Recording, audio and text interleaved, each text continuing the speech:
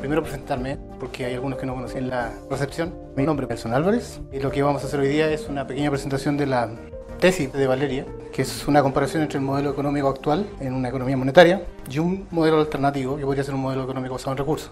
La presentación va a llevar el nombre de ¿por qué la vida es así?, para englobar un poco la temática de la que vamos a hablar. Lo que se tiene que entender es la falta de ortografía en esa pregunta. Si se fijan, hay una falta de ortografía, ¿no?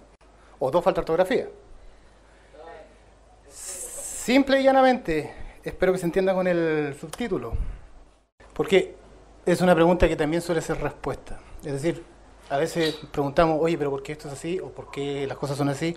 Y la gente tiende a veces a responder, no digo que todos, simplemente porque las cosas son así, o porque siempre han sido así. Entonces, la presentación va a estar dividida en dos partes. La primera es directamente la tesis de Valeria, que va a tener que defender, digamos, con los profesores universitarios encargados de la carrera de Administración Pública en la Universidad de Valparaíso y con todo el estatus que eso conlleva y el arduo trabajo que Valeria ha hecho. Va a tener que defender esta tesis, así que ya anda acercándote, esta es parte tuya, y por eso es que han sido invitados también, para que luego de realizar la conferencia, entonces ustedes en los papeles que tienen, no solamente contestar las preguntas que están en esos folletos, sino que también formular preguntas en el transcurso de la conferencia. Hay una segunda parte, que es la que voy a hacer yo, que aquí se ha denominado Sociedad, Cultura o Valores, en donde yo ya tocaría temas de credencialismo o la fábrica de cultura. Entonces, las consecuencias de recibir este tipo de información. ¿Okay? Así que entonces, Valeria, por favor, a ver si yo te cedo el asiento. Ya. Les pido que si tienen alguna pregunta, que las anoten y al final vemos las preguntas. Va a ser lo más rápido. Partimos. Bueno, esta parte de la presentación, que es la primera parte, está dividida en tres, que es el marco teórico, donde se van a explicar las principales características del modelo económico monetario y el modelo económico basado en recursos.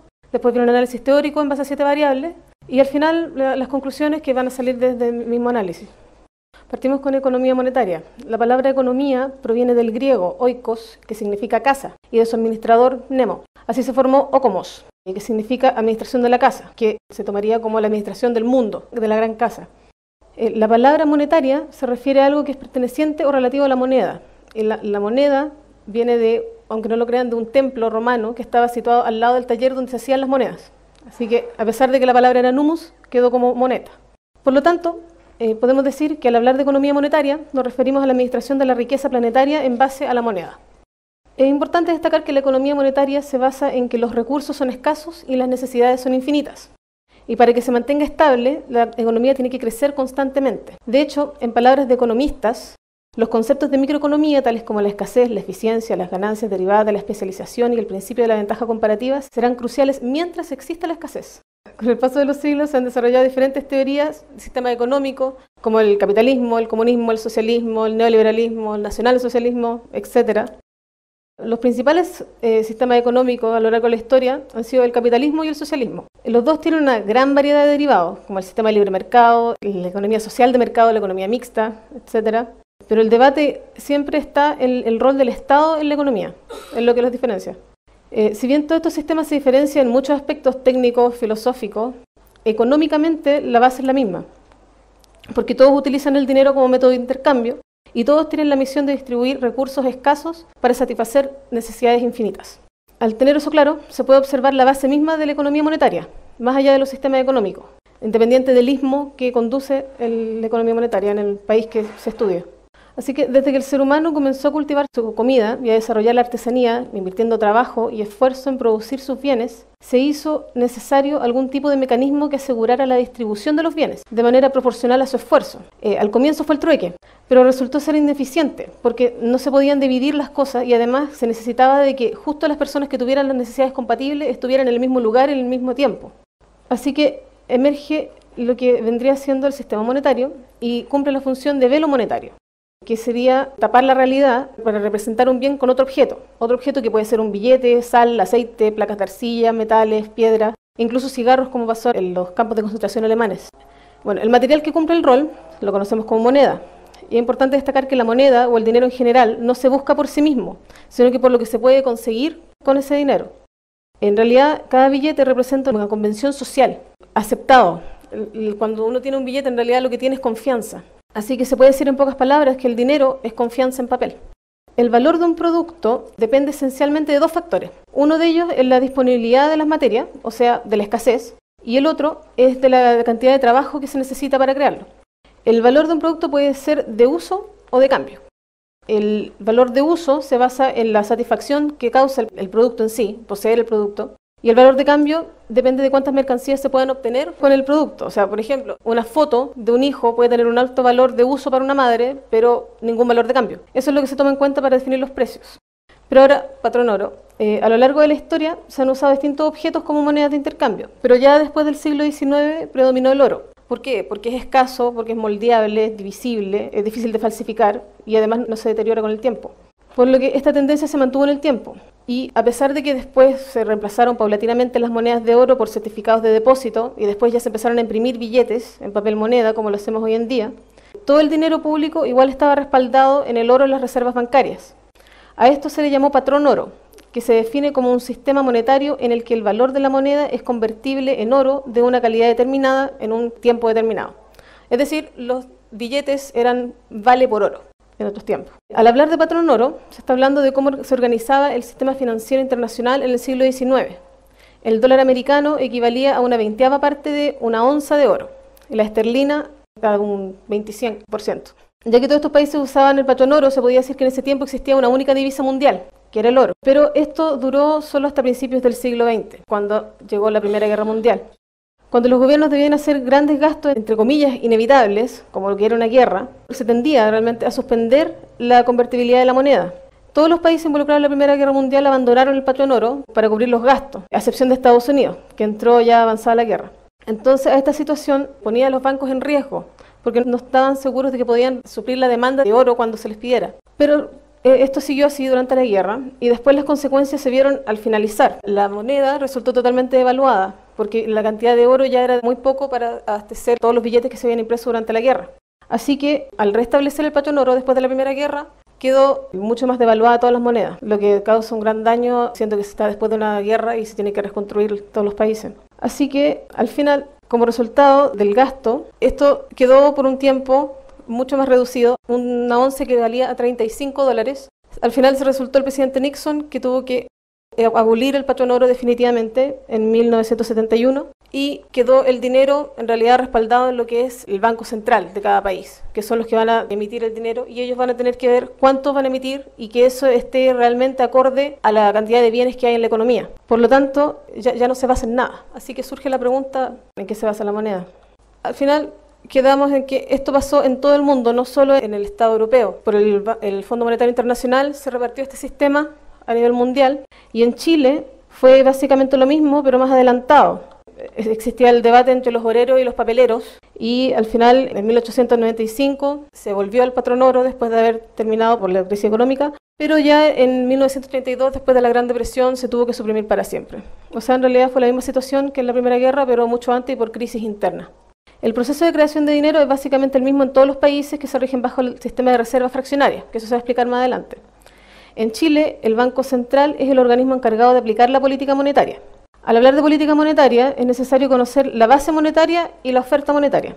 La base monetaria consiste en los billetes y monedas en manos del público, más las reservas bancarias legalmente exigidas, que eso se va a ver también después. La oferta monetaria es la cantidad de dinero existente en una economía en un momento específico. La diferencia entre estas dos es que la base monetaria no solo incluye el dinero creado directamente por el Banco Central, sino que también incluye las reservas en oro y las divisas, que vendrían siendo las monedas extranjeras. Mientras que la oferta monetaria incluye todo el oro disponible en la economía, incluido el dinero bancario, que vamos a ver ahora la creación del dinero bancario. Los mecanismos de creación de dinero son esencialmente 5. El primero es el sistema de operaciones de mercado abierto, que es la plataforma de negocios del Banco Central, donde el Banco Central interactúa con instituciones financieras para aumentar o disminuir las reservas bancarias. Está dividido en somacompras y somaventas. Entonces aquí el Banco Central lo que hace es vender bonos, tanto del Banco Central como de la tesorería. Esta es una forma de aplicar política monetaria. Cuando el banco vende bonos, está aplicando una política monetaria restrictiva, está sacando dinero de la oferta monetaria, lo está sacando de circulación. En cambio, cuando compra, está aplicando una política monetaria expansiva, o sea, está inyectando dinero. Se entiende que cuando le compra un bono a alguien, le está pasando dinero y ese dinero se introduce a la economía. También está el financiamiento de entidades bancarias, que consiste en créditos que otorga el Banco Central a bancos privados. y a la vez el Banco Central recibe depósitos de los bancos privados y los mantiene ahí con una tasa de interés. Es lo mismo que hacemos nosotros con el banco, pero el Banco Central lo hace con los bancos privados. Luego está la tasa política monetaria y la tasa interbancaria. Esta tasa política monetaria es la tasa de interés que el Banco Central le pone a los créditos que le otorga a los bancos privados. Y la tasa interbancaria es la tasa de interés que se cobran los bancos entre ellos mismos, que también se prestan créditos y se reciben depósitos. La cuarta es la reserva en divisas, que es la reserva en dólares, que esa se ocupa muy poco, se ocupa en situaciones especiales, que es que el Banco Central venda dólares o compre dólares para sacar o entrar dinero a la economía. Finalmente está el multiplicador monetario. Este es el más controversial de todos y este es el que vamos a explicar mucho más en detalle. Al contrario de lo que se cree comúnmente, los bancos privados también crean dinero, y mucho, y lo hacen a través del multiplicador monetario. Esto es posible gracias al sistema de reserva fraccionaria, que permite que los bancos privados guarden en reserva solo un porcentaje del dinero de sus clientes, mientras que pueden ocupar el restante para otorgar otros créditos. Es decir, los bancos prestan dinero que en realidad no es de ellos.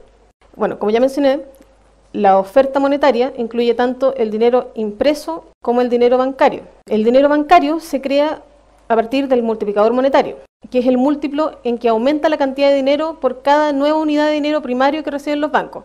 Es decir, por cualquier peso que emita el Banco Central y que entre en depósito, el banco privado puede sacar dinero de eso. Eso se va a explicar ahora. En palabras simples, los bancos privados reciben depósitos de sus clientes y sacan gran parte de ese monto para conceder nuevos créditos a otros clientes. La ley establece que los bancos deben mantener un cierto porcentaje de sus depósitos en caja. A ese porcentaje se le llama tasa de encaje y su objetivo es asegurar la liquidez para lidiar con el retiro de depósitos. En Chile, actualmente la tasa de encaje es de un 3,6% de los depósitos a plazo y 9% de los depósitos a la vista.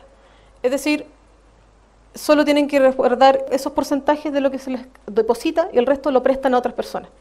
De acuerdo a esto, el valor total del dinero creado por los bancos se calcula en base al multiplicador monetario, que surge de la relación entre las ecuaciones matemáticas de la oferta monetaria y la base monetaria. Aquí no entré en ecuaciones más matemáticas porque la idea es explicarlo de una forma más comprensible. En el caso de que los bancos prestaran todo el dinero que les está permitido por ley y que todo ese dinero volviera a ser depositado, que es lo que generalmente pasa, la oferta monetaria se transforma en efectivo más depósitos por el multiplicador monetario. Esa es la función del multiplicador monetario. Entonces, para que todo esto quede más claro, les voy a presentar un ejemplo con números pequeños, que es un banco recibe un depósito de un cliente de 1 millón de pesos. Parte de este dinero lo deja en caja para atender posibles retiradas de fondos. Este monto va a depender de la tasa de encaje, que en este ejemplo va a ser de un 20%. Así que el banco ahora dispone de 800.000 pesos para conceder en nuevos créditos a otros clientes. El cliente que recibe el crédito de 800.000 pesos lo gasta en insumos, en este ejemplo.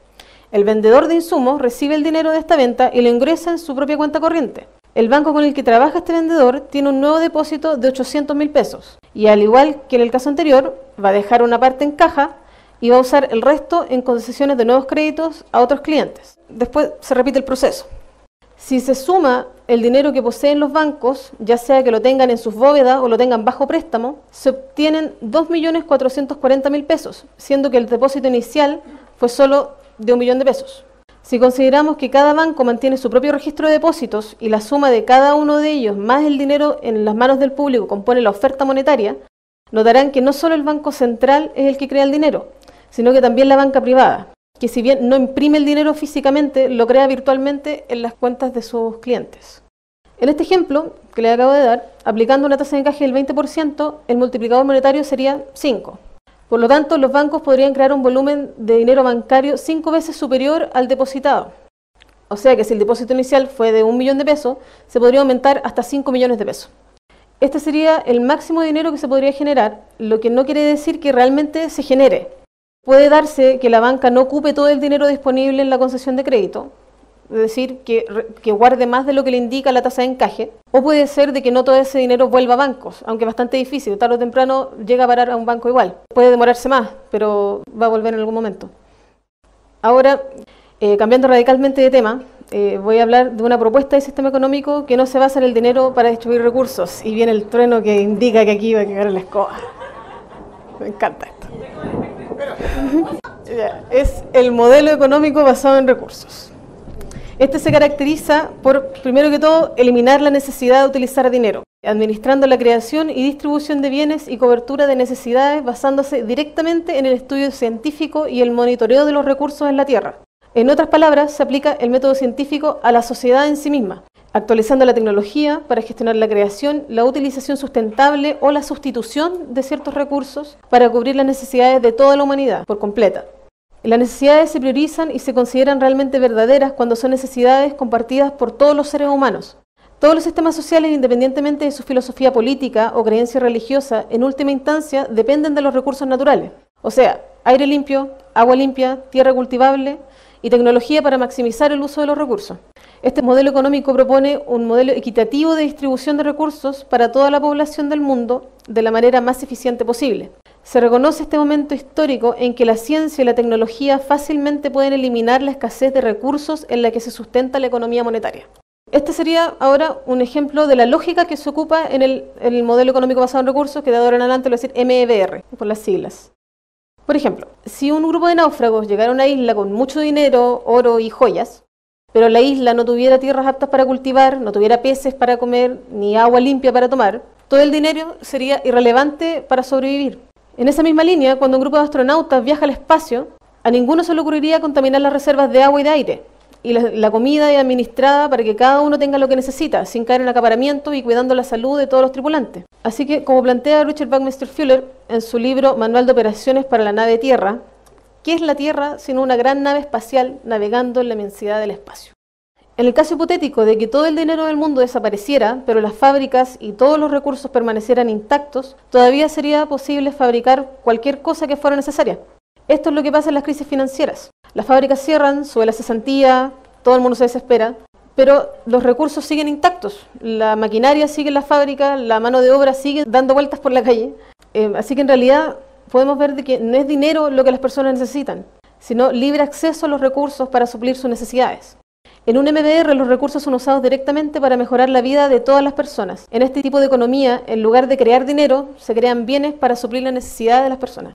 Bueno, las principales características de un MBR son la eliminación del dinero, la eliminación del uso del dinero, pero en realidad no es que se decrete eliminar el dinero, sino que se eliminan las causas por las que se usa el dinero, que sería la escasez.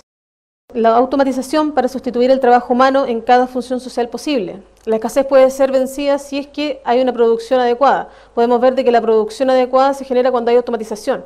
Por lo tanto, ya que no vamos a tener dinero, no se necesita el trabajo humano, no se necesita el empleo solo por tener gente empleada. La unificación tecnológica del planeta con un abordaje sistémico. Abordaje sistémico se refiere a que en realidad todo vaya enfocado a toda la humanidad, todo vaya enfocado a todo en realidad, sin barreras, sin problemas ni políticos ni filosóficos entre medio. Cambiar la propiedad por el acceso universal. Al tener abundancia no existe necesidad de propiedad. Eso se va a aplicar mucho más adelante, puede sonar un poco chocante, de hecho se parece mucho a otros planteamientos políticos, pero eso va a quedar mejor explicado después. Sistemas urbanos autocontenidos, modernos y sostenibles. Esto se refiere al diseño de ciudades. Hasta ahora todas las ciudades que tenemos son emergentes. Cosa de mirar Valparaíso, nomás que por muy lindo que es, se nota de que en realidad es una casa construida sobre otra, construida sobre otra. Este abordaje sistémico, esta forma de comprender la sociedad también se aplique al diseño de ciudades. La ciencia como metodología de gobierno. Hoy en día es el debate político el que gobierna. Se apunta a que al tener un abordaje sistémico esto no sea necesario. También se va a explicar mucho más adelante. Bueno, si se analiza el origen del sistema monetario, se darán cuenta que este sistema emergió cuando la tecnología que usábamos era extremadamente básica y rudimentaria, por lo que efectivamente existía una gran escasez. Pero considerando el estado actual de la tecnología, este concepto de escasez no se relaciona en absoluto con lo que realmente podemos producir hoy en día. Aquí nace la tendencia a que las personas vayan siendo reemplazadas por máquinas automatizadas en su trabajo. Y esto crea una paradoja que los productores se beneficien bajando los costos de producción, pero a la vez están perjudicando a los trabajadores que son quienes van a tener que comprar los productos hechos por la fábrica. Por lo tanto, se produce un desequilibrio en el consumo cíclico. En consecuencia de esto, el sofocamiento y la retención intencional del desarrollo tecnológico solo para mantener gente empleada ya se hace notar. Por ejemplo, tener un taladro eléctrico en el trabajo, pero usar en cambio uno manual para recibir más pago por más horas de trabajo. Esto es absolutamente contraproducente y pasa a toda escala, no solamente a un constructor, pasa también en sentido empresarial. Por lo tanto, se entiende que la finalidad de la tecnología en realidad es liberar al ser humano del trabajo. Para diseñar un sistema de producción que realmente maximice la calidad, reduzca el desperdicio, el MBR plantea 5 pasos. que son sondear los recursos del planeta y monitorearlos en tiempo real para aprovechar su uso y saber qué recursos realmente son escasos para crear sustitutos, como se hizo con los diamantes sintéticos, por ejemplo. Esto es absolutamente posible hoy en día. Se tienen sensores para los terremotos, se tienen sensores para tsunami en ciertos países. Es algo que ya se hace, pero se utiliza para fines militares. Paso 2, decidir lo que se necesita ser producido de acuerdo a la prioridad. Es muy importante saber qué es lo que necesitamos, porque actualmente, además de comida, agua y refugio, la mayoría de las personas realmente no saben lo que necesitan, porque nunca se han informado bien de los avances tecnológicos. Las personas, en realidad, lo que necesitan va de acuerdo a la tecnología. Eso también se va a explicar más desarrollado. Paso 3, optimización de los métodos de producción y maximización de la duración de los productos. Eso habla por sí solo, también se va a explicar, aquí se habla de lo que es la obsolescencia planificada, se va a tratar más adelante. Paso 4, métodos de distribución para el acceso humano, basado en las necesidades humanas, no en poder de pago. Y reciclaje optimizado de aquellos productos que eventualmente se vuelven inoperantes. Este reciclaje debe comenzar en el momento del diseño de los productos. Estos 5 pasos generalmente provocan cierta resistencia, sobre todo la idea de reemplazar el trabajo humano en todas las áreas que sea posible. Pero a pesar de esa incredulidad, actualmente la maquinaria está siendo combinada con la computarización. Las máquinas cibernéticas de ahora son probablemente el invento más importante que se ha creado. Así que, como dijo el doctor Norbert Wiener, conocido como el padre de la cibernación, es una degradación para los seres humanos encadenarlos a un remo y usarlos como una fuente de poder. Pero es casi igual de degradante asignarlos a tareas meramente repetitivas en una fábrica, que demanden menos de 1/1000ª de su potencial cerebral. Eso es lo que pasa con prácticamente el 90% de los trabajos hoy en día. Esta misma cibernación se aplicaría a áreas como el gobierno y la toma de decisiones. Generalmente los problemas en la toma de decisiones y en la determinación de las políticas públicas es que las personas a cargo no siempre son expertas en el área, sino que son electas por su carisma o por su trayectoria política y se dedican a resolver problemas en base a debates políticos, siendo que la mejor forma de resolver los problemas de raíz siempre ha sido utilizando el método científico. Y en base a este método, mientras más información se tome en cuenta en el proceso de toma de decisiones, más precisa será la decisión. Claro que no hay que confundir lo que son simples opiniones con información real. En un MBR, el gobierno y el concepto de Estado como lo conocemos hoy en día serían eventualmente reemplazados por un sistema tecnológico objetivo que maneje y organice los recursos globales. El gobierno se transformaría también en un sistema cibernético que se combine con la producción y distribución de bienes, y eso en realidad vendría siendo lo que es el abordaje sistémico. Es unificar lo que es el lado político, lo que es el lado de gobierno de las sociedades, con lo que es el lado de producción, que hoy en día está totalmente desarticulado. Una explicación de la estructura del sistema de, entre comillas, gobierno, como sería en un MBR, sería una base de datos central, que en otras palabras sería un inventario de recursos global, todos los recursos del planeta, que eso hasta ahora nunca se ha hecho.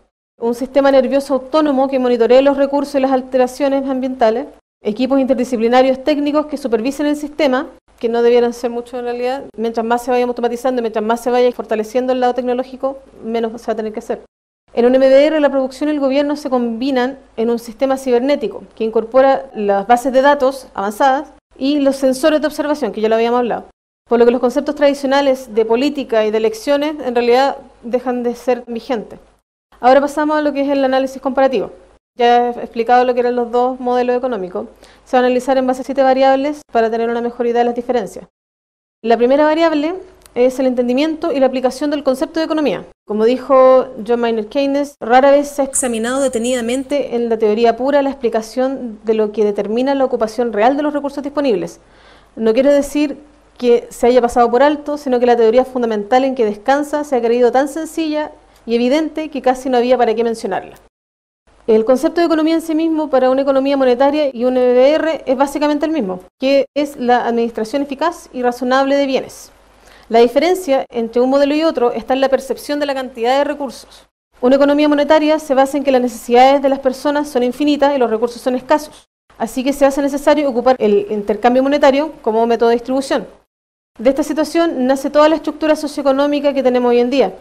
Al tener la obligación de obtener dinero para comprar bienes, se hace necesario vender el capital propio, que para la gran mayoría de las personas es su tiempo y energía para trabajar.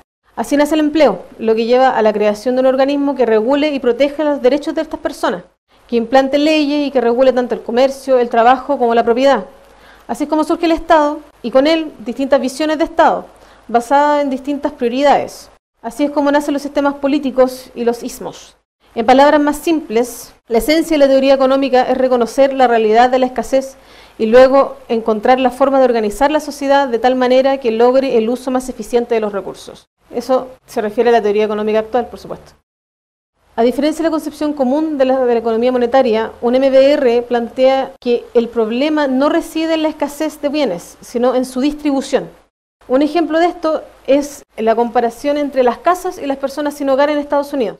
Actualmente existen 3,5 millones de personas en Estados Unidos sin hogar, pero debido a la crisis inmobiliaria que sufrieron en el 2008, más conocida como la crisis subprime, en estos momentos hay más de 18,5 millones de casas desocupadas en Estados Unidos, que son propiedades de bancos, y están muy caras, por lo tanto no se compran, y están ahí totalmente desocupadas, vacías, mientras que hay 3,5 millones de personas que no tienen casa. Esto muestra de que en realidad el problema es de distribución, porque esto se aplica a todo tipo de mercados, no solo el inmobiliario. Las pocas veces que los economistas convencionales han analizado la posibilidad de que no exista la escasez, llegan a conclusiones similares a las que llega el MBR. Sin escasez no existiría la necesidad de contar con un sistema monetario. Esto es bastante largo y estamos con poco tiempo. Mejor les digo desde aquí abajo que en un paraíso de la abundancia todos los bienes serían gratuitos, como la arena del desierto y el agua de mar en la playa. Todos los precios serían iguales a cero y los mercados resultarían innecesarios. De hecho, la economía ya no sería una disciplina útil. Sin embargo, no se ha llegado a esa utopía aún. Suele pasar de que los economistas llaman una sociedad de abundancia una sociedad utópica. Se tiende a catalogar de utopía. Bueno, en esa extrapolación que hizo Paul Samuelson, que fue premio Nobel de Economía, está bien orientada, pero ocupa el término de utopía, como lo habíamos hablado. La utopía es un plan, proyecto, doctrina o sistema optimista que aparece como irrealizable en el momento de su formulación.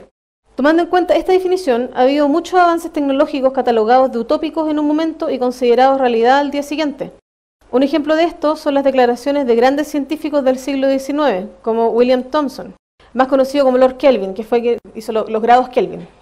No los hizo en realidad, pero él declaró que la navegación aérea es del todo imposible. Mientras tanto, en ese mismo momento, unos hermanos reparadores de bicicletas en un pueblo de Carolina del Norte estaban construyendo el primer avión funcional de la historia.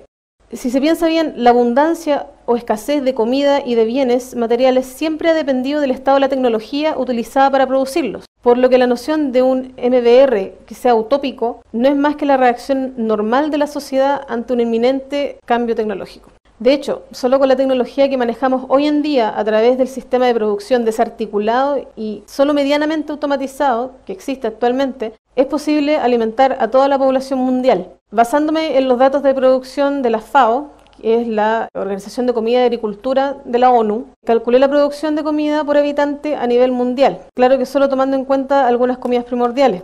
Según los datos de la ONU y los cálculos realizados con ellos, cada persona en este planeta podría obtener diariamente casi 1 kilo de cereales, que incluye choclo, trigo, arroz y otro tipo de granos, una papa mediana, media porción de carne, 1,5 vasos de leche, además de un huevo día por medio. Se puede argumentar de que gran parte de los cereales que se pueden contabilizar ahí se utilizan en la alimentación del ganado para obtener la misma carne que está en la tabla. Pero el ganado solo se alimenta con granos para abaratar costos.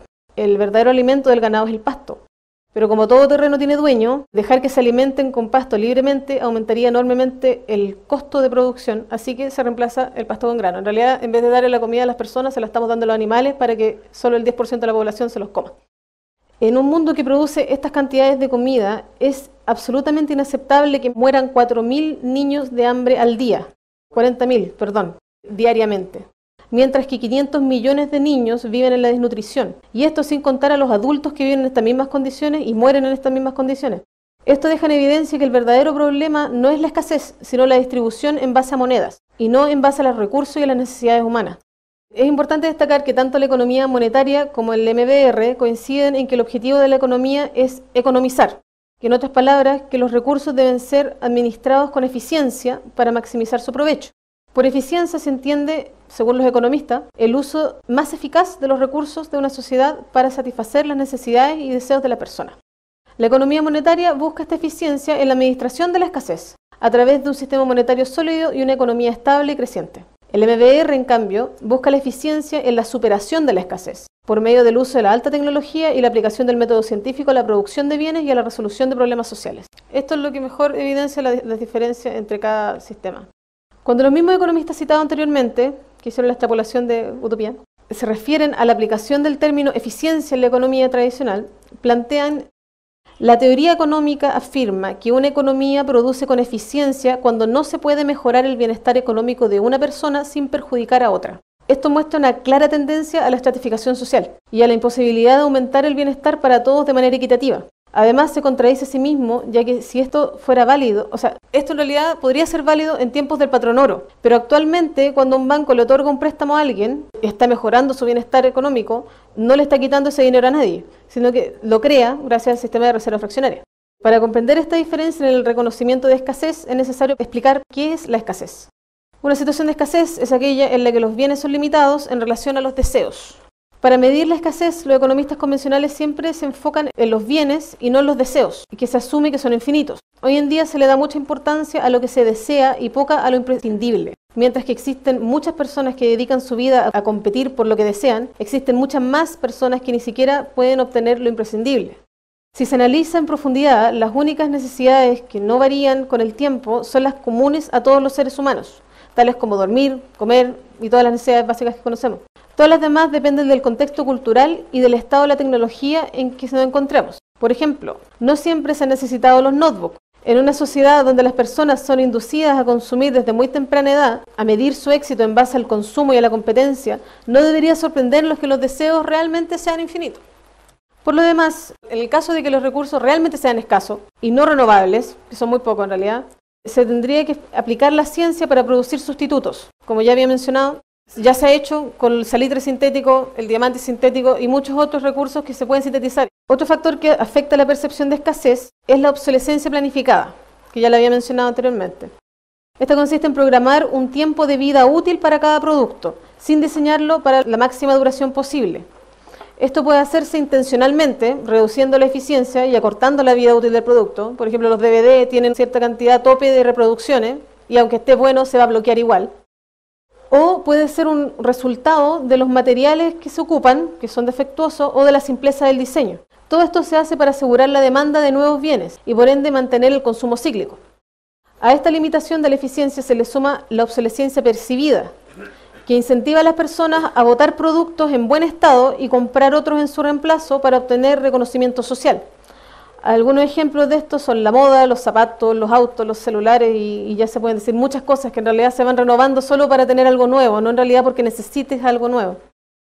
Obviamente, este sobreconsumo crea más desechos y contaminación, que va en directo perjuicio de un medio ambiente saludable y la sustentabilidad del planeta. En un MBR, en cambio, la producción de bienes es hecha a base de los mejores materiales disponibles y obviamente los mejores diseños. Por ejemplo, un computador sería diseñado para que cada pieza que lo compone sea actualizable y reemplazable independientemente de la otra, sin problemas de compatibilidad. Así que se aseguraría el perfeccionamiento en el tiempo, no como ahora que los computadores lo hacen todos con un procesadores de formas distintas, siento que cumplen la misma función, pero la forma es distinta para que tengas que comprar un computador completo de nuevo y no solo la pieza que es la que cambia.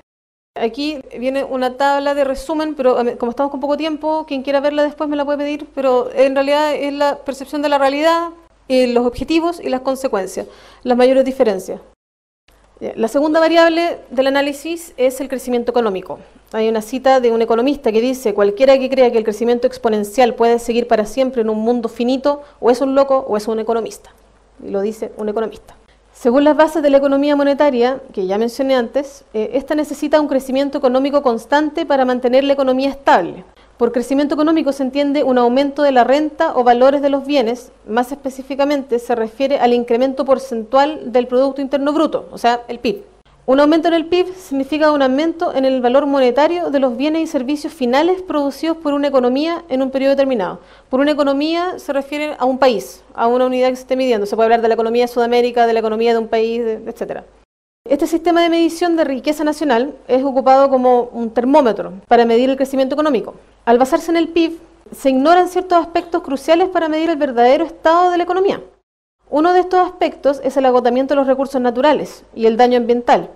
Por ejemplo, un país puede aumentar su PIB explotando sus recursos naturales intensivamente. Sin embargo, los recursos reales del país van a disminuir, dejando menos recursos disponibles para el futuro o incluso agotándolo. O sea, puede subir el PIB, pero en realidad se están empobreciendo. Otro aspecto que afecta al bienestar y que no es tan considerado en este indicador son la distribución del ingreso y la deuda externa. Siempre se escucha de que el país crece, pero en realidad a la mayoría de la gente ni siquiera lo nota. Y el endeudamiento, yo puedo pedir un préstamo de 50 millones, empiezo una fábrica y se ve que el país crece, pero en realidad es una deuda que se adquirió con otro país. Por lo tanto, todos esos aspectos hacen que el PIB no sea una muy buena herramienta para medir el crecimiento económico, ni siquiera bajo los parámetros de lo que es una economía monetaria. Como se puede ver, existen situaciones negativas para el bienestar que producen crecimiento económico, ya que cada vez que surgen nuevas necesidades se crean nuevos mercados que hacen, entre comillas, crecer la economía. Por ejemplo, si aparece una nueva enfermedad incurable, se crearía todo un mercado de medicamentos, de utensilios médicos, de centros de salud especializados para atender la demanda de esos enfermos, haciendo crecer la economía. Ahora, si se encuentra la cura de esa enfermedad de un día para otro, este avance científico causaría un perjuicio económico en lugar de un beneficio, aunque se haya mejorado la salud y el bienestar de todas las personas. De acuerdo a los lineamientos del MBR, la necesidad de crecimiento infinito se puede considerar matemáticamente inestable y ecológicamente perjudicial. Por teoría básica de sistemas, se entiende que el planeta Tierra es un sistema cerrado, por lo que la eterna extracción y consumo desmedido de recursos para obtener ganancia y crecimiento económico, sin tomar en cuenta el equilibrio dinámico y la sustentabilidad del mismo sistema, no hace más que agotar los recursos y arriesgar la sostenibilidad del planeta entero. En un MBR no se necesita crecimiento constante para mantener el sistema estable, sino que se necesita una producción sustentable para mantener el equilibrio dinámico del planeta. Con equilibrio dinámico se refiere a los procesos reales, a los procesos biológicos, no a los procesos económicos ni políticos, sino que lo que realmente está pasando con los verdaderos recursos. Aquí de nuevo está el cuadro de resumen de las principales diferencias de crecimiento económico. Tenemos función, medición e impacto ambiental. Como les digo, no las voy a leer enteras porque nos vamos a demorar mucho, pero están esas tablas ahí, quien quiera las pide. La tercera variable en el análisis es la propiedad, que ya lo había mencionado. Aquí les tengo una cita del doctor Robert Sapolsky. Los cazadores y recolectores tenían miles de fuentes salvajes de comida con las que subsistir. La agricultura lo cambió todo, creando una dependencia aplastante en unas pocas docenas de fuentes de comida. La agricultura permitió el almacenamiento de recursos excedentes y por lo tanto creó inevitablemente el almacenamiento desigual de los mismos, la estratificación de la sociedad y la invención de las clases. De este modo permitió la invención de la pobreza. Podemos decir de que en realidad la propiedad nace desde la agricultura en adelante, pero eso se va a explicar ahora. El concepto de propiedad, que es tan defendido en la actualidad, no siempre fue parte de la estructura social. Antes de la Revolución Neolítica, hace 9.000 años, las relaciones de propiedad no existieron como se conocen hoy en día. Esto es bastante reciente, tomando en cuenta de que el ser humano lleva 4,5 millones de años en el planeta. Fue solamente después de la práctica de la agricultura cuando eventualmente se comenzó a poseer y adquirir recursos. Esto es porque antes de la agricultura no había trabajo involucrado en la producción. Solo se recolectaban frutos silvestres y se cazaban animales y todo esto se hacía en conjunto. Pero con la implementación de la agricultura nació el concepto de trabajo, por lo que las personas debieron defender su esfuerzo mediante el resguardo posesivo de los frutos de su trabajo. Esto echa por tierra la noción de que la propiedad es el resultado de cierta clase de naturaleza humana empírica. La agricultura también dio origen a la artesanía y al arte, ya que al transformar a los grupos humanos de nómades a sedentarios y abastecerlos de alimento, las personas ocuparon su tiempo en otras actividades más que recolectar, cazar o viajar. Con el tiempo comenzó el comercio entre diferentes grupos humanos y siguió desarrollándose hasta los tiempos modernos, por lo que la propiedad se convirtió en algo esencial y altamente defendido. Hoy en día, la propiedad es uno de los principales bastiones de la economía monetaria, ya que al usar un sistema de precios y pagos se genera dominio y posesión de productos, convirtiéndolos en productos de acceso restringido. Que en realidad eso es lo que es la propiedad, es tomar un producto y ponerle un acceso restringido a ese producto.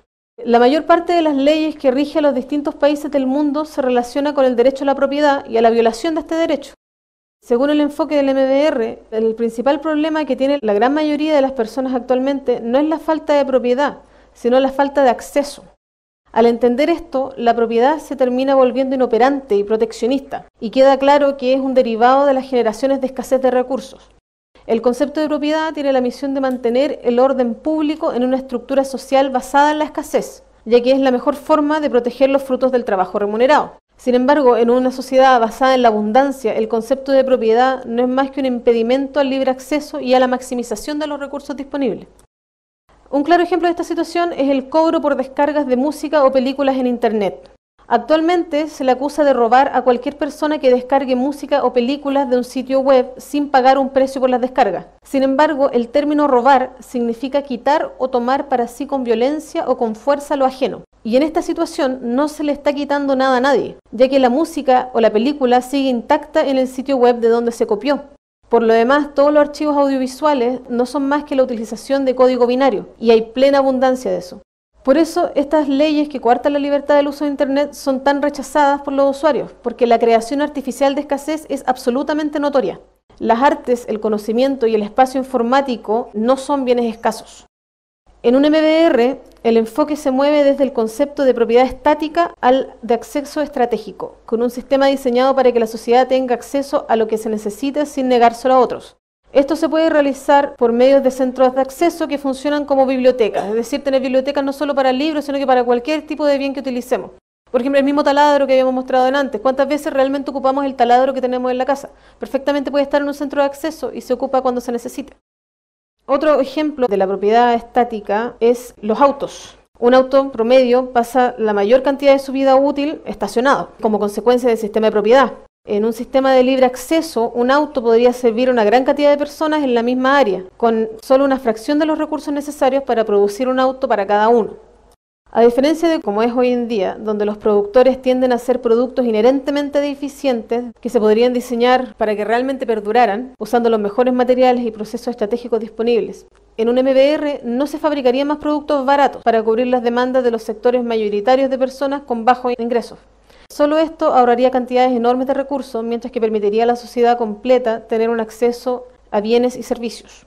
Por supuesto, en primera instancia, muchas personas se oponen a esto, alegando su derecho a poseer cosas exclusivas y elegir en base a sus gustos personales. Pero la necesidad de poseer algo para destacarse y presumir por lo que se tiene es meramente producto de un sistema de escasez. Cuando existe poco de algo, quienes consiguen una parte de ese algo son admirados, incluso envidiados. Pero cuando existe plena abundancia y libre acceso, no solo a ese algo, sino que a todo, la necesidad de vanidad es reemplazada por la necesidad de utilidad. Aquí de nuevo está la tabla de resumen. Bueno, tanto la propiedad como la ausencia de propiedad se ocupa para el orden público. Ahí se puede leer por qué. La percepción de abundancia, la propiedad nace de la escasez, por lo tanto un sistema de abundancia no sería necesario. Y la eficiencia. También, en un sistema de abundancia la propiedad sería poco eficiente. La cuarta variable en este análisis es la deuda. Aquí tenemos una cita de Bill Clinton, expresidente de Estados Unidos. Simplemente la deuda insostenible está ayudando a mantener demasiados países pobres y personas pobres sumidas en la pobreza. La deuda es un tema que aqueja tanto a las personas comunes como a las grandes empresas o instituciones estatales. Pero al comprender el mecanismo de creación de dinero es fácil notar que la deuda es inherente a la economía actual. Como expliqué anteriormente, todo el dinero se crea a partir de una deuda, por lo que si se piensa detenidamente, si cada persona y cada entidad lograra saldar la totalidad de sus deudas, no existiría ni un solo billete en circulación. Ahí tenemos el ejemplo que teníamos antes, los bancos. Si cada persona pagara su deuda, no habría ningún billete en realidad en circulación. Es más, debido al interés que se cobra por cada billete emitido, faltarían billetes para pagar deudas. Como bien se sabe, tanto el Banco Central como la banca privada emiten préstamos con una tasa de interés. Al estudiar la economía de un país, se podría responder que el dinero para pagar los intereses puede provenir del extranjero. Pero cuando se aplica este mismo ejemplo a la economía mundial, entendiendo que todos los bancos del mundo utilizan tasas de interés, se puede deducir que el total de la deuda mundial jamás va a ser pagada, ni con todo el dinero del mundo. Es decir, el mundo se debe plata a sí mismo, como sea que llegó a pasar eso. La medida que generalmente se aplica para resolver este problema es inyectar más dinero para aumentar el efectivo circulante. Pero aparte de la inflación que esto produce, este dinero nuevo también viene sujeto a una tasa de interés, por lo que en lugar de disminuir la deuda, la aumenta aún más. Desafortunadamente no se puede seguir añadiendo dinero a la economía indefinidamente, ya que la deuda y la inflación causadas por la expansión eventualmente superan los beneficios del crecimiento económico. En vista de esta situación, como mira más falta ahí, algunos economistas y políticos sugieren una reforma monetaria para solucionar el problema. Estas reformas son tanto como regresar al patrón oro, prohibir los intereses, eliminar la reserva fraccionaria, etc. Si bien estas y otras reformas tienen méritos lógicos, no reconocen un fenómeno imparable y que ha acelerado desde principios del siglo XX, que es el reemplazo del trabajo humano por máquinas. Por lo demás, el problema de la deuda profundiza la estratificación social por medio del interés, Este interés se le cobra a quienes se ven obligados a pedir préstamos y son pagados a quienes depositan su dinero en el banco sin retirarlo por un determinado tiempo. Este sistema de interés intensifica la estratificación social económica, ya que le quita al que necesita y le entrega a quien no ha realizado ningún trabajo más que acumular dinero en una cuenta bancaria. Además, basándose en el sistema de reserva fraccionaria y el multiplicador monetario, se puede observar que los bancos en realidad no poseen lo que prestan. Por ejemplo, cada vez que una persona pide un préstamo dejando en hipoteca su casa y luego la pierde por no pagar el préstamo, en realidad el banco nunca tuvo la plata que le prestó y sin embargo se queda con la casa. Lo único que tuvo el banco fue la potestad legal de otorgarle el préstamo basándose en depósitos ajenos. Aquí viene la tabla. Diferenciación con respecto a la deuda. La utilidad para la economía monetaria de la deuda es que las personas sigan consumiendo, ya que en realidad estamos produciendo más de lo que podemos pagar, por lo tanto se necesita utilizar la deuda para que siga el consumo cíclico. En cambio, en un MBR ya eso no tendría importancia. El origen de la deuda, está clara las diferencias, y la solución simple en la economía monetaria es austeridad, que en realidad significa pobreza, que es la que se aplica hoy en día, o la mejor es no tener deuda. La quinta variable de este análisis es el empleo. Aquí tenemos un premio Nobel de Economía. El rol de los humanos como el más importante factor de producción se ve obligado a disminuir en la misma forma en la que el rol de los caballos en la producción agrícola fue primero reducido y luego eliminado por la introducción de tractores. Un factor determinante en la economía actual es el empleo. El empleo consiste en la ocupación del tiempo y energía de personas para la producción. Actualmente la economía se sustenta en el empleo para producir bienes. Y a la vez, las personas se sustentan en el empleo para obtener dinero para comprar bienes. En un comienzo, la gran mayoría de la mano de obra se concentraba en el sector agrícola, pero con la revolución industrial, las personas migraron a las ciudades y se emplearon en las fábricas. Este desplazamiento se debió al avance de la tecnología, automatizando gran parte de la labor agrícola. A medida que fue avanzando más aún la tecnología, las labores de las fábricas también comenzaron a automatizarse, por lo que el empleo comenzó a migrar hacia el área de servicios. Actualmente, esta área también se está viendo automatizada y la cesantía es un problema permanente en las economías alrededor del mundo. Hay que destacar que en la economía monetaria actual, la automatización favorece a las empresas porque reduce los costos de producción, pero paralelamente va en desmedro de los trabajadores que pierden su fuente de ingreso, por ende su capacidad de compra. A esta situación de personas desplazadas por máquinas productivas se le conoce comúnmente como desempleo tecnológico.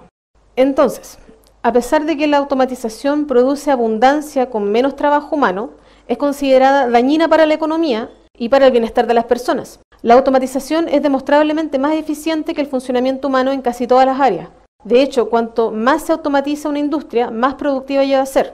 En el año 2003, Allianz Capital, que es una empresa que se dedica a hacer estudios financieros, hizo un estudio de las 20 mayores economías del mundo en ese tiempo, abarcando el periodo de 1995 a 2002.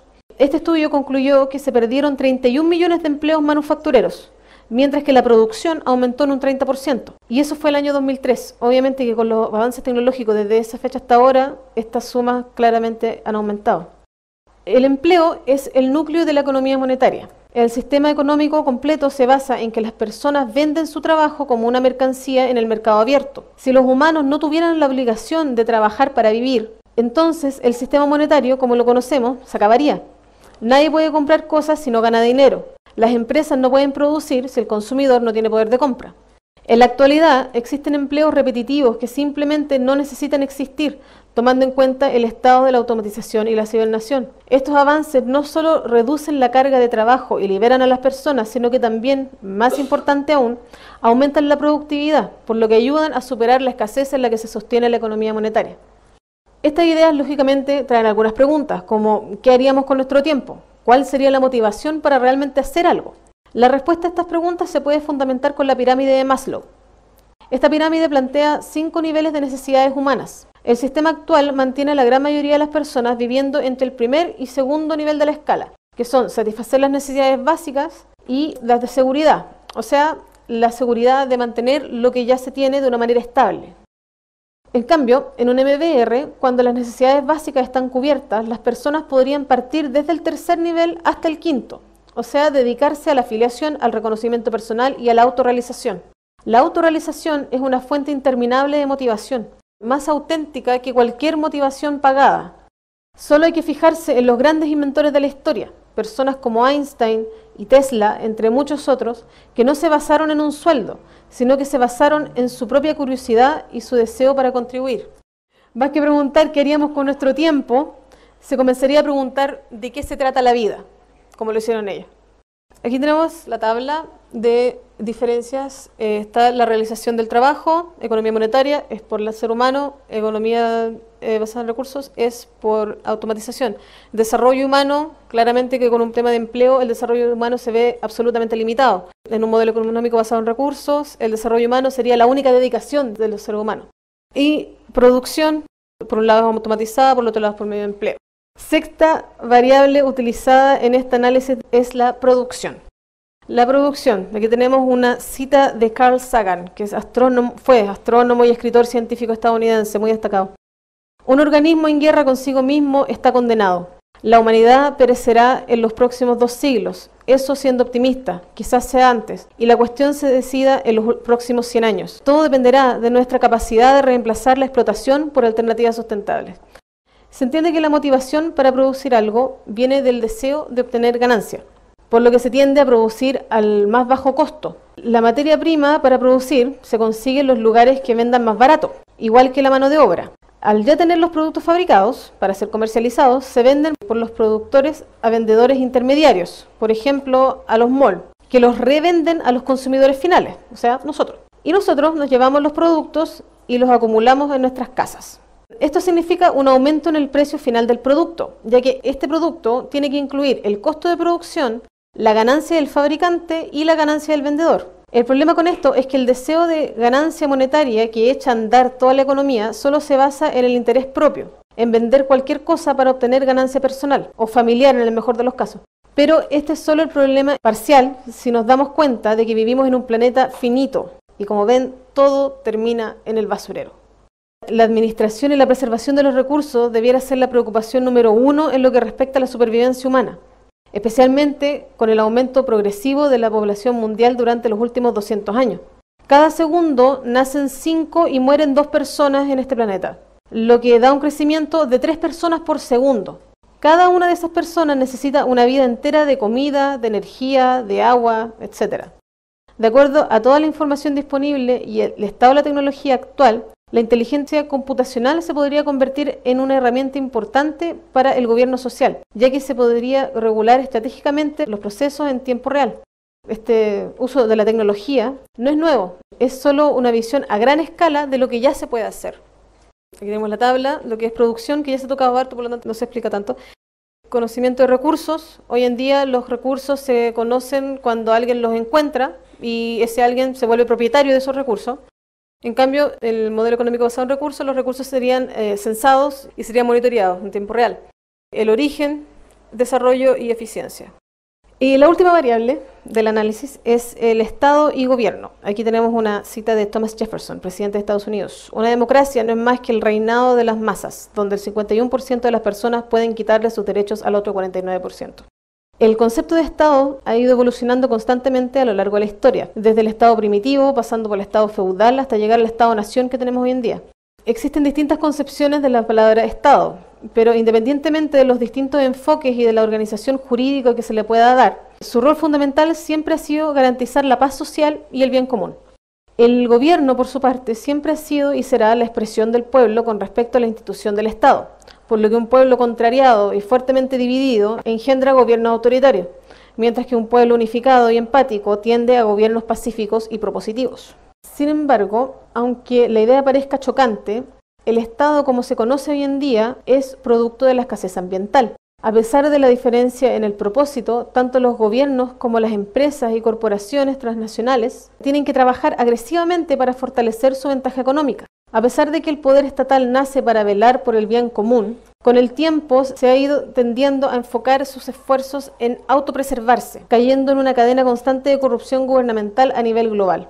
La razón por la que la mayoría de los gobiernos del mundo caen en la corrupción es porque tienen que sobrevivir en un sistema de eterna competencia. La corrupción es un resultado inherente de la economía monetaria, no solo a nivel gubernamental, sino a nivel de corporaciones transnacionales, de industrias, de personas, empleados, empresas, etc.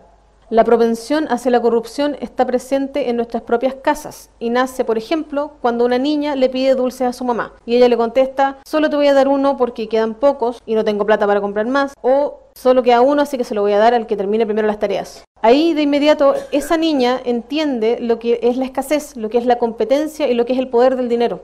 Y después lleva esas ideas al colegio, a la universidad, al empleo, a la empresa, el gobierno, y se manifiesta ya no en dulces, sino que en billetes. Para cumplir su principal función, que es velar por el bien común, los gobiernos tienen que mantener el orden público. Para esto, los gobiernos tienden a promover un sistema de valores unificado, y para unificar la cultura, generalmente terminan fomentando el patriotismo y la identidad nacional. Estas ideas no solo tienden a unificar al grupo de habitantes de un país, sino que también tienden a distanciarlos de los demás habitantes del mundo. Como dijo Albert Einstein, el patriotismo es una enfermedad, es racismo con bandera. Y claramente va en desmedro no solo del MBR, sino también de la humanidad como conjunto. En un mundo donde innecesariamente cada 5 segundos muere un niño por pobreza, la gran mayoría de las personas se quejan porque los gobiernos no solucionan estos problemas, pero no consideran la realidad científica de que ser capaces de alimentar y cuidar a la población del mundo no es un problema político, es un problema técnico que puede resolverse mediante el simple manejo y distribución de recursos y la aplicación estratégica e inteligente de la tecnología. Es por esto que el MBR plantea la creación de un sistema nervioso autónomo que mida y distribuye automáticamente los recursos repartidos heterogéneamente por todo el planeta. Este tipo de tecnología ya se usa en algunos países, pero con fines militares. Es más, esto se intentó hacer en Chile en la década del 70 durante el gobierno de Salvador Allende y con la colaboración del académico e investigador en cibernética organizacional Stafford Beer. Pero esto se vio lamentablemente interrumpido por el golpe de Estado de septiembre del 73. Este intento se llamó Proyecto CiberSyn y se trató esencialmente de un sistema cibernético que monitoreara en tiempo real y llegara a las mejores conclusiones basándose en la realidad más que en opiniones personales. Un ejemplo del problema que se intenta solucionar con estas ideas es la situación que se dio en Chile en la madrugada del 27 de febrero del 2010. Después del terremoto 8.8 grados Richter que todos sentimos, las autoridades no dieron la alerta de tsunami a tiempo y murieron centenares de personas innecesariamente. Actualmente existe una serie de acusaciones en contra de las autoridades de ese momento por no tomar la decisión de dar la alerta y evacuar la zona. En realidad, más que buscar culpables, la mejor solución a este problema es tener sensores instalados a lo largo de la costa que detecten un tsunami y alerten automáticamente a toda la población, sin pasar por decisiones de personas. A esto se refieren los lineamientos del MBR cuando se plantea llegar a las mejores conclusiones a través de la lógica y el uso de la tecnología, en lugar de tomar las decisiones más apropiadas mediante el debate político. En resumidas cuentas, la pregunta no debe ser quién toma las decisiones, sino cómo se llega a las mejores conclusiones. Aquí tenemos el último cuadro de comparación, diferencias con respecto al gobierno, objetivos, toma de decisiones y resolución de problemas. Aquí hay una tabla general de resumen. Me la pueden pedir los que quieran leerla. Tenemos la diferencia entre propiedad, deuda, empleo, producción, estado de gobierno. Conclusión. Al estudiar el sistema monetario y el dinero como su principal herramienta, se puede concluir que este sistema va en perjuicio de la especie humana y de la vida en este planeta.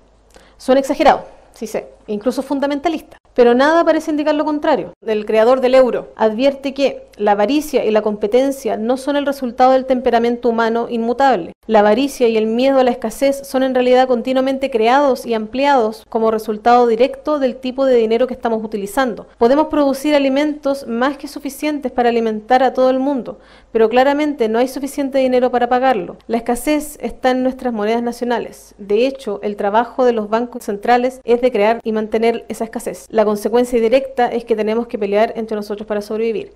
El último estudio del panel de alto nivel sobre sostenibilidad global de la ONU advierte que el actual modelo económico nos está empujando en forma inexorable hacia los límites de los recursos naturales. Después, el mismo secretario general de la ONU, Ban Ki-moon, reconoce que millones de seres humanos continúan viviendo como esclavos contemporáneos, víctimas de las prácticas abominables como la trata de personas, trabajo forzado, explotación sexual. Un sinnúmero de niños se ven obligados a convertirse en soldados, a trabajar en talleres clandestinos y son vendidos por familias desesperadas. Mujeres que son brutalizadas y negociadas como mercancías, familias y aldeas enteras reducidas a la servidumbre de la deuda. No es posible solucionar los problemas sociales en este sistema económico, ya que son inherentes al sistema y no hechos aislados que puedan resolverse por separado. El MBR no es un modelo perfecto, pero es altamente superior. Este modelo no resuelve varios problemas, sino que solo un problema.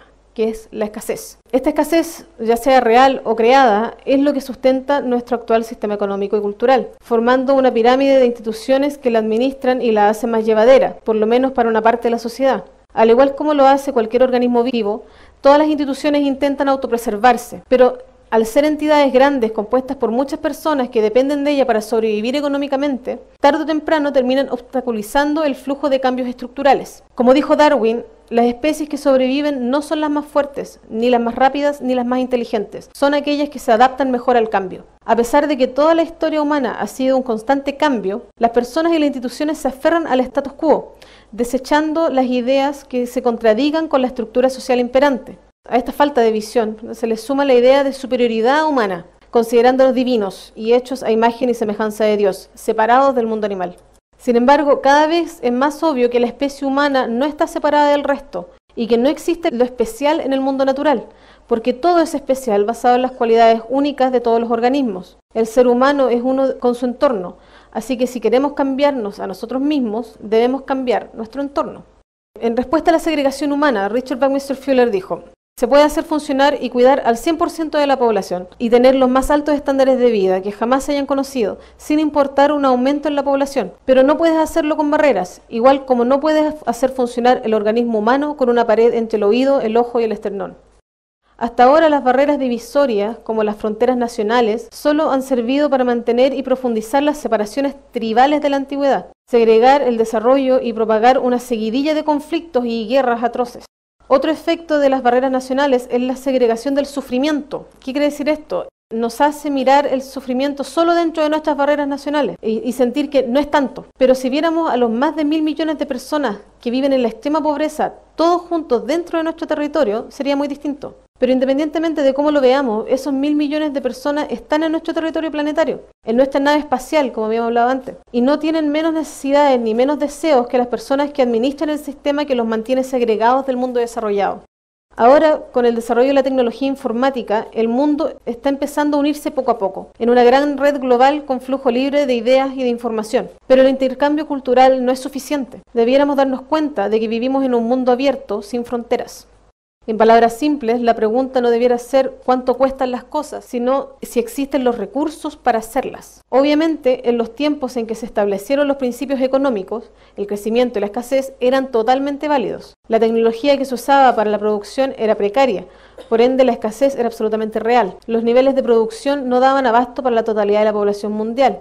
Pero al dispararse los niveles de producción, gracias a la automatización, comenzamos a producir más de lo que podíamos costear. Esto llevó a que se intentara equilibrar la producción con el consumo mediante el endeudamiento, incentivando a las personas a comprar cosas con dinero que no tienen o incluso cosas que no necesitan. Este enfoque de consumismo echó a andar la economía en base a la deuda y al dinero. Hay poca relación entre la creación del dinero y cualquier cosa en el mundo físico. Ni la deuda ni el dinero son recursos reales que se necesitan para sobrevivir. Son una creación humana artificial que ya no cumple a cabalidad su función original de distribuir los bienes con eficiencia. La automatización es un fenómeno físico, mientras que la deuda es solo una abstracción. A pesar de que la producción aumenta y se reducen los costos, la automatización también desequilibra la economía. Para que esto no pase, se termina manteniendo la escasez artificialmente. No son nuevos los ejemplos de destrucción de todo tipo de recursos para mantenerlos escasos y rentables, desde el cierre de servidores web hasta el pago a granjeros para que no produzcan a su total capacidad, como se hace en Estados Unidos. Actualmente, el sistema monetario intenta expresarse como ciencia, respaldándose en ecuaciones sofisticadas, creando una ilusión de complejidad y exactitud. Pero en términos matemáticos, una ecuación que utiliza diferenciales y deltas es simplemente considerada como inexacta y solo busca la mejor precisión, no exactitud. En otras palabras, este tipo de ecuaciones lleva al campo de la estadística y a la pseudociencia. Una ecuación que necesita constantes modificaciones en el tiempo y que varía según autores no es una ecuación del todo. Lo más cercano que conocemos a la exactitud proviene de la ciencia. Por ejemplo, un grado Celsius, se mida donde se mida, siempre será un grado Celsius. Se le puede transformar a grados Fahrenheit, pero su valor va a seguir siendo el de un grado Celsius. En cambio, un dólar equivale a algo diferente dependiendo del lugar y el momento en que se mida. Se puede transformar a pesos chilenos, pero a diferencia del grado Celsius, el valor del dólar sí varía según el periodo y el lugar donde se mida, convirtiéndolo en una unidad subjetiva. La economía monetaria no es una ciencia, es una abstracción. Paradójicamente, existen personajes que han sido considerados genios matemáticos, como Robert Merton y Myron Scholes, que llevaron su compañía a la ruina debiendo ser rescatados por el gobierno por perder 4.600 millones de dólares al aplicar las fórmulas que le hicieron ganar el Premio Nobel de Economía en 1997. Cuando los economistas tradicionales responden a estas ideas, el argumento común es que solo pueden hacer conclusiones precisas en un escenario de competencia perfecta. Mi mejor conclusión es que las ecuaciones económicas miden y predicen una realidad ficticia y no se aplican al verdadero proceder económico del mundo real. El sistema monetario se sustenta en confianza. Esa confianza ninguna fórmula la va a poder medir, ninguna fórmula la va a poder predecir. Por lo tanto, ninguna fórmula va a poder predecir la economía con exactitud, como la ciencia predice procesos físicos. En vista de esto, es obvio que vayan emergiendo ideas que reflejan la necesidad de cambios sociales profundos. Tiempos como estos quedan archivados en la historia como un breve paso de una era a otra. No se pasó de la Edad Media al Renacimiento de un día para otro, de hecho ni siquiera de una década a otra. Los cambios culturales y socioeconómicos toman más tiempo de lo que debieran porque tienen que lidiar con la resistencia al cambio proveniente de la sociedad en general.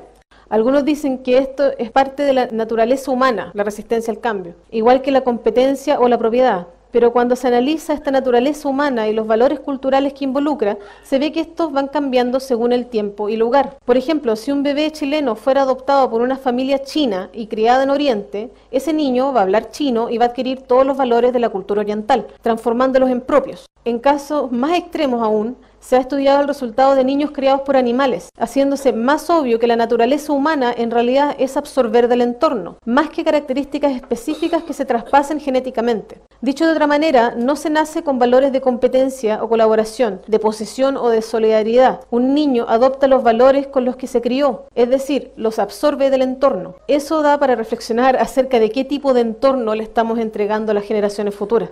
La eliminación de la conducta dañina no se logra castigando. Chile es uno de los países que tiene más presos por habitante, en el sentido porcentual. Aún así, la delincuencia no ha bajado. Se necesita eliminar la causa del comportamiento dañino, no los síntomas. Los seres humanos son productos de su ambiente, por lo que la reforma personal y social es un proceso científico. Como conclusión final, se entiende que la economía monetaria, que nace de la cultura agraria a base de la herramienta y del sudor humano, no solo tiene una percepción intrínseca de escasez, sino que también depende de ella. Es un sistema que no busca la abundancia para contribuir al bien común, sino que necesita mantener la escasez y crear nuevas necesidades para sustentar el sistema de precios y abrir nuevos mercados en pos del crecimiento económico, a pesar de que sean creando nuevas necesidades que dañan a la salud humana. Además, la necesidad de crecimiento económico infinito está destruyendo el planeta, al igual que lo hacen las células cancerígenas con su huésped.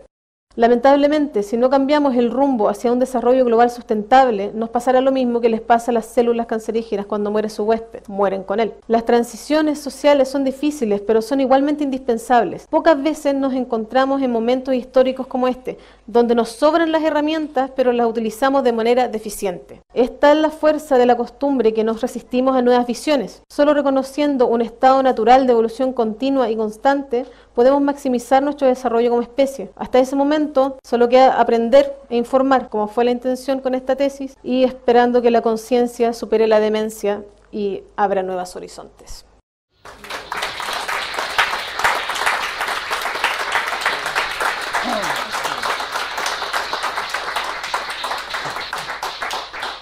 Ok, voy a hacer 15 minutos, 20 minutos.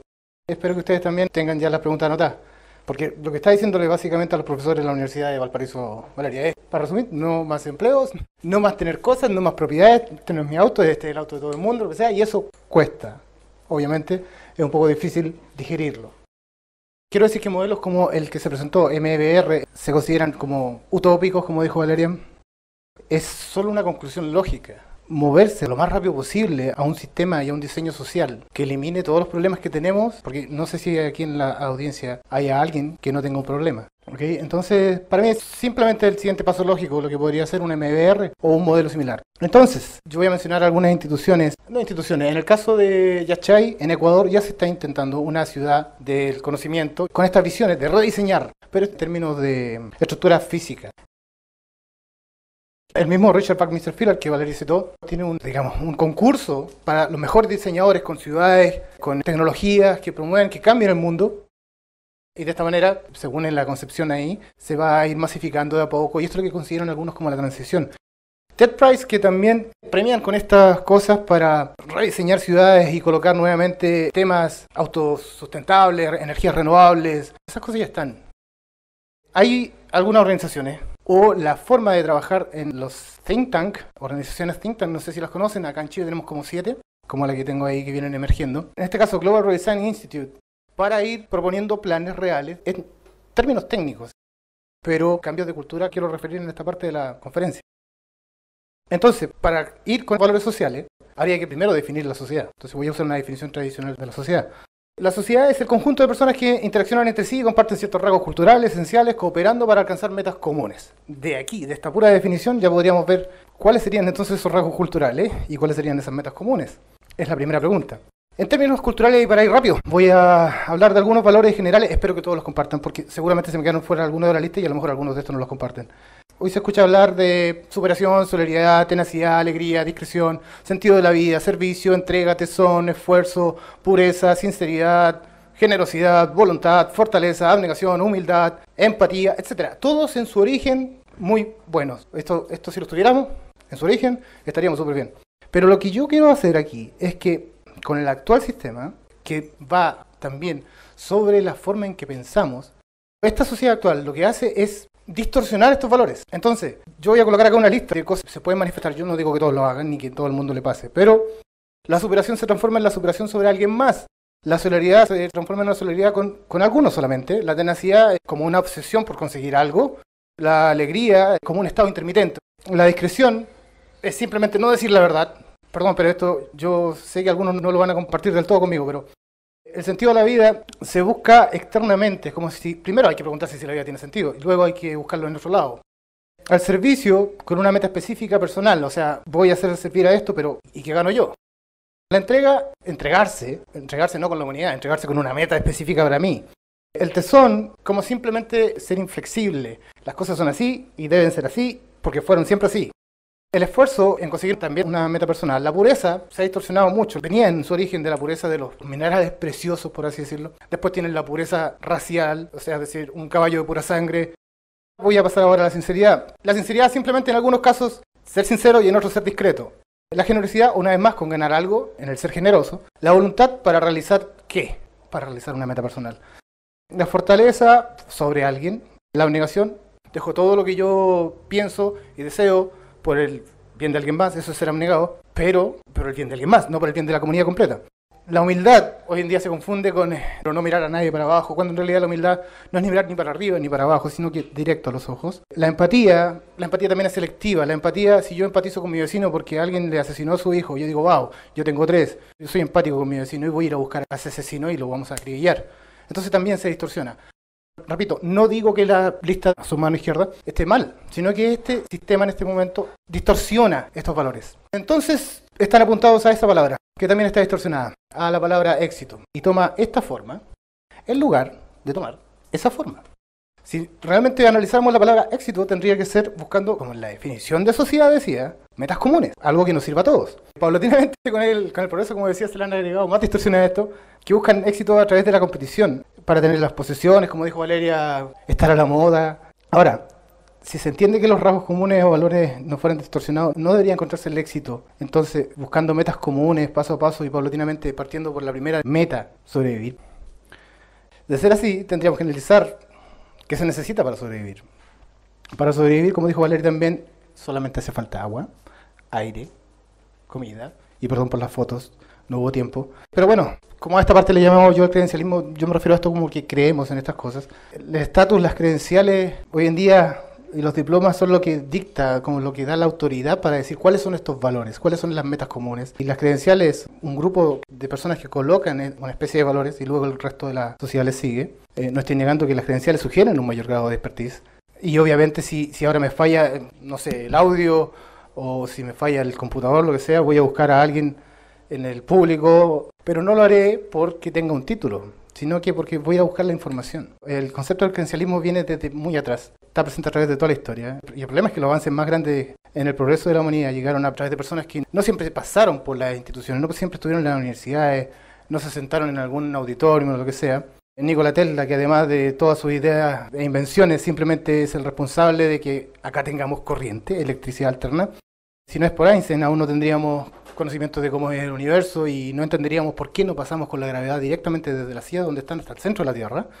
Los hermanos Wright, como mencionó Valeria, no prestaron mucha atención a los artículos científicos que dictaban que era imposible volar. Y estos son solo algunos ejemplos que además en su momento o fueron atacados por los planteamientos que ponían o simplemente se descolgaron de la comunidad científica para no hacer mucho caso a la mentalidad de grupo y a este creencialismo. Más atrás aún, cuando Galileo expuso que la Tierra debía ser redonda y que giraba en torno a la Tierra, fue atacado. El ataque a Galileo es conocido, él tuvo que retractarse. Pero el punto es que promover la idea de que la Tierra sea redonda es difícil.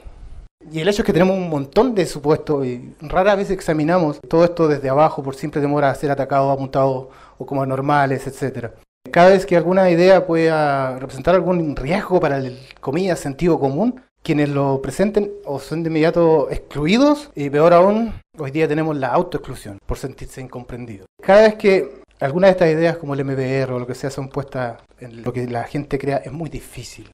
Pero bueno, voy a seguir con el mismo tren de pensamiento del creencialismo. Tenemos estos currículums y estos diplomas y todas esas cosas que nos dicen los economistas. Paradójicamente tenemos economistas que dicen nunca había visto las raíces de esta economía. Pero todas estas creencias se resumen como que la sociedad constantemente se fabrica a sí misma. Es decir, lo que nosotros aprendimos viene de nuestros padres o de nuestro entorno, de la televisión. También lo transmitimos a nuestros hijos, a las próximas generaciones. Ya a esto me refiero yo como a la fábrica de cultura en el segundo punto. Entonces, bien, ¿cómo funciona esta fábrica de cultura? Desde niños somos condicionados a asumir las cosas como los padres, la televisión, nuestro entorno lo dicte o lo diga. Y si se pregunta sobre algo complejo, así como, oye, ¿y por qué es así? La respuesta a veces sencillamente es la misma pregunta, como se dijo al principio en el título de esta conferencia, o porque siempre ha sido así. El orientar nuevas generaciones a nuestros adoctrinamientos, y ojo, no quiero decir que sea con mala intención, pero moldear o fabricar al resto de las generaciones es un hecho muy común y no se puede negar. Por ejemplo, volviendo a una analogía que hizo Valeria, si un niño pregunta a su madre por qué no puede tener un chocolate y la madre contesta porque es muy caro y no hay plata, luego el niño automáticamente comienza a competir con alguien más o por dinero. Tras ello no hay mala intención en esa contestación, pero yo considero de alguna forma una irresponsabilidad el no intentar entender primero de raíz cuál es el hecho fáctico que impide otorgar un chocolate y peor aún intentar entender y investigar si es algo que el niño necesite. Volviendo a la definición tradicional de sociedad, entonces, para ir con esta fábrica de cultura. La sociedad es el conjunto de personas que interaccionan entre sí y comparten ciertos rasgos culturales esenciales cooperando para alcanzar metas comunes. Hay que hacer una diferencia porque esto es sociedad en términos humanos, pero también se puede hablar de sociedad en animales. Paradójicamente, como decía, la sociedad no es solo la suma de los valores de quienes la componen, sino que también produce valores para las siguientes generaciones. De acá la analogía con una fábrica. Generamos valores y los nuestros también son resultado de esta máquina y luego escuchamos cosas como odio a los políticos, existe una elite, me encanta bailar, o cuidado, también adoro la tecnología. Todo viene desde una continua línea de ensamblaje en esta fábrica de programación de cerebro. Un computador programable, así de simple, y pasa por esta fábrica. Un punto que no se ha considerado, y por qué no decirlo simpático, es que esta fábrica requiere en ocasiones grandes cantidades de energía para trabajar sobre los cerebros de las nuevas generaciones, ya que la continua distorsión, la que mencioné al principio, se aleja cada vez más de la realidad, o de la naturaleza misma.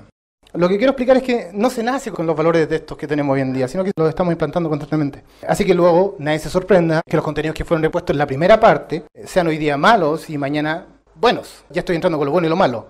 Este sería un diagrama técnico del próximo cambio valórico. Perdón, una simplificación del próximo cambio valórico. Voy a darles otro ejemplo de lo difícil que le cuesta a esta fábrica a veces moldear las materias primas. Quiero que presten atención a esta niña y les dejo a su criterio la velocidad del video. Would it be fair for all the girls to buy princesses and all the boys to buy superheroes? Well, why? Because girls want superheroes and the boys want superheroes and the girls want pink stuff and the boys don't want pink stuff. Yeah. Boys want both, but why do you think they do that? Because the companies who make these try to trick the girls into buying the pink stuff instead of the stuff that boys want to buy, right? Right, but you can buy either, right? And boys can buy either. If boys want to buy pink, they can buy pink, right? Yeah, so then why do all the girls have to buy princesses? Some girls like superheroes, some girls like princesses. Yeah, Some boy like superheroes, some boy like princesses. absolutely, So absolutely then right. why does all the girls have to buy pink stuff and all the boys have like different color stuff? It's a good question, Riley. Simplemente está haciendo una pregunta. Y la respuesta fue una buena pregunta. Eso es todo. No hay cómo responder mucho a esa pregunta. Pero bueno, todas estas imposiciones, como dije, nuestros conceptos de lo bueno y lo malo también han cambiado constantemente a través de la historia. Entonces, hace 500 años solamente no era considerado malo matar a 300 personas en México. Antes no era malo fumar. Hoy en día, por lo menos se considera malo, aunque lo hagamos muchos. El mismo sobrino de Sigmund Freud, Edward Bernays, creó una campaña publicitaria con un carnaval de mujeres modernas, independientes, donde todas las mujeres fumaban. Y entonces el cigarrillo se transformó en símbolo de independencia femenina, además de adaptándose el cigarrillo a la delgadez que tenían que tener las mujeres. Solo hace una semana se ilegalizó el toreo en España y todavía hay defensores que dicen que matar un toro es cultura. Y bajar música de internet es un robo. El boxeo. Bueno, hace rato que el boxeo ya está siendo mal visto y lo siguiente ejemplifica cómo podría ser el boxeo en el futuro. Es una extrapolación. Que sea, cualquier cosa que sirva para armar otro robot. Mira este. ¿Qué? Es muy pequeño. Ah, sí, es de antes que nacieras. Es un generación 1, el primer robot peleador. Nos querían parecidos a nosotros, entre más humanos mejor.